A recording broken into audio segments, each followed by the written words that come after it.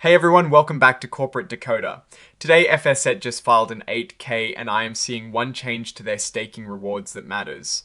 Quick note, this is not financial advice, just my take on public filings for educational purposes. The fund is changing how it handles staking rewards, and it could mean a different payout schedule for investors. So what does this actually mean for people invested in the Franklin Solana ETF ticker SOEZ?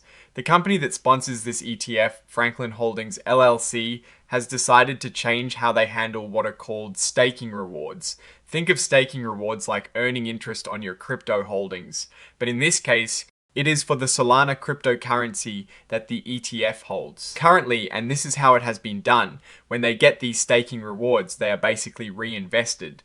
This means they take the rewards and use them to earn even more rewards. This is a common strategy to grow the holdings within the fund.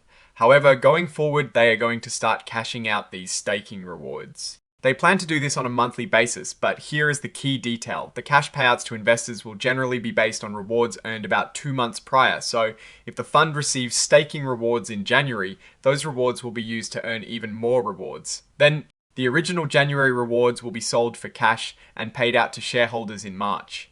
This is a shift from how it was likely being handled before, where reinvestment was the primary focus. Now, why does this matter? This change could affect the timing and potentially the amount of income investors receive from the ETF.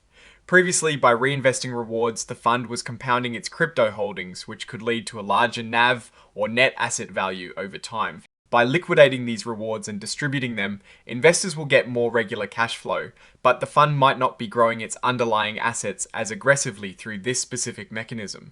Hey, before we dive deeper, I wanted to mention that we keep a live report on Decoder.report for every company we cover. It distills things like how the fund stands on a risk index and any red flags pulled directly from filings. It is a super handy way to stay updated on SOEZ. You can find the direct link in the description below and in the pinned comment. This filing is pretty straightforward. It is an 8K, which is a report for significant events that shareholders should know about. In this case, the significant event is this change in how staking rewards are managed.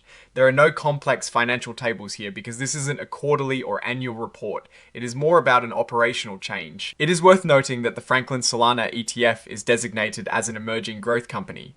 This means it is subject to fewer regulatory requirements, which can allow for quicker adaptation of strategies, like the one we're seeing here with staking rewards. Looking at the context, the Franklin Solana ETF, ticker SOEZ, was launched relatively recently, around December of 2025, as noted by some of the news headlines. It is sponsored by Franklin Templeton, a major player in the financial world. This makes sense, as they would want to maximize the appeal and functionality of their new ETF product. The signature on this filing is from David Mann, who is the President and Chief Executive Officer of Franklin Holdings LLC, the sponsor.